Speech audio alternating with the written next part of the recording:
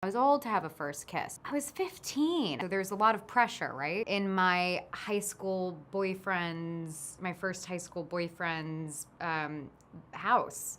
Oh. I was like braces, laying on his bed, and I was brace face. He was on an office wheelie desk chair and like scooted up to me, and I'm like on the bed, like at a different level. And I like didn't know what I was doing, or I was like so nervous because I've I pecked, you know, a guy or something, but like my first kiss was that.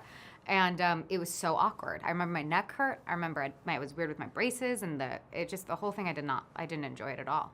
There were other opportunities. Yes, there were. Yeah, it's my first boyfriend. We kept dating, so maybe it wasn't that bad.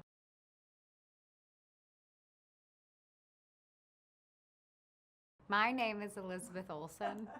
I'm here to talk about WandaVision.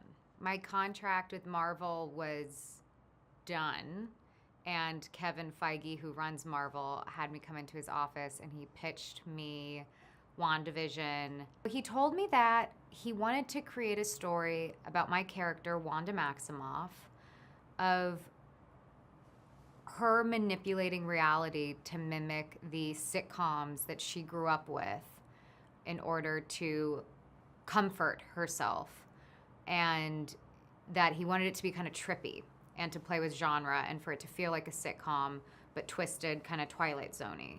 I loved the undergarments. It's all helpful, right? It's all helpful for the time, for the character, for how women move, how they talk. The shoes were the worst. That was the worst thing, is I did wear vintage period shoes, and that's awful. Yeah. That's a terrible feeling. My feet don't even like heels, let alone heels that have quite literally no support.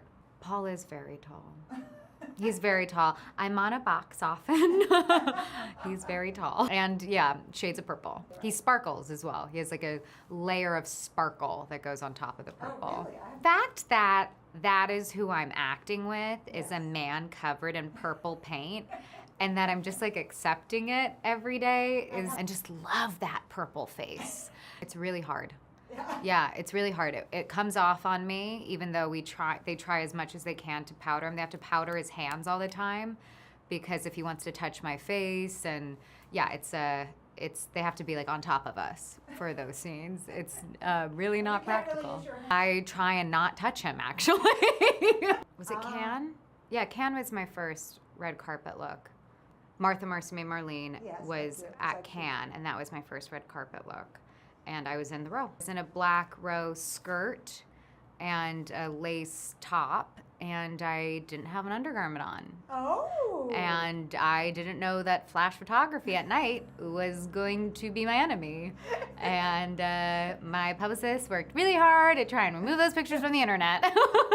Who was your cinematic crush when you were growing up? Frank Sinatra. I didn't know they were old movies that I was watching. What I consumed as a child were all old musicals, like Oklahoma, Guys and Dolls, Carousel, West Side Story, and I loved classic musicals. And Frank Sinatra, I was in love with, and I would do scenes with him in my bathroom, which then turned into scenes with George Clooney.